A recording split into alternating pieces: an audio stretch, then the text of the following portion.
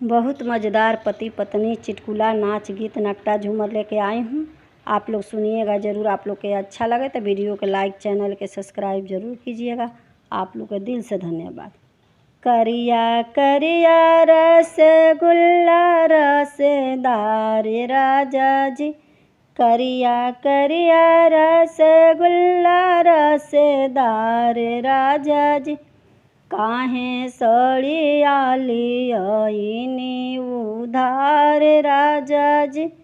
काहे सड़िया लियाइनी उधार राजा जी, करिया करिया रसगुल्ला रसदार राजा जी, करिया करिया रसगुल्ला रसदार राजा जी, काहे सड़िया लियाइनी उधार राजा जी, काहे सड़िया लियाइनी उधार राजा जी, रोज आवता बाजा जवा दुआर राजा जी, रोज आवता बाजा जवा दुआर राजा जी,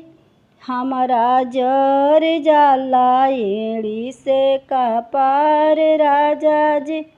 हमारा जर जाला एड़ी से कपार राजा जी,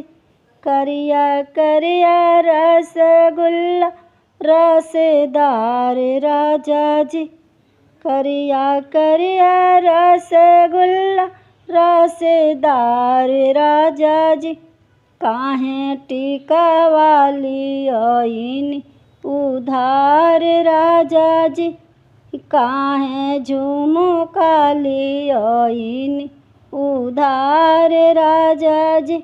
रोज आवता सोनारवा दुआर राजा जी, रोज आवता सोनारवा दुआर राजा जी, हमारा जर जाला एड़ी से कपार राजा जी, हमारा जर जाला एड़ी से कपार राजा जी, करिया करिया रसगुल्ला रसदार राजा जी, करिया करिया रसगुल्ला रसदार राजा जी, काहे सड़िया लियाइनी उधार राजा जी,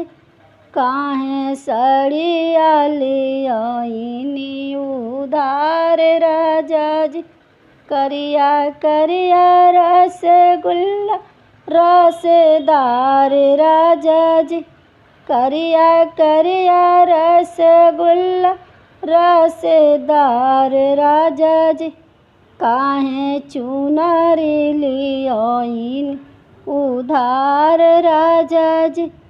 काहे चुनरी लियाइनी उधार राजा जी, रोज आवता बाजा जवा दुआर राजा जी, रोज आवता बाजा जवा दुआर राजा जी, हमारा जर जाला एड़ी से कपार राजा जी,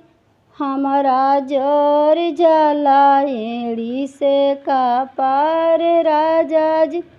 हमार जर जाला एड़ी से कपार राजा जी।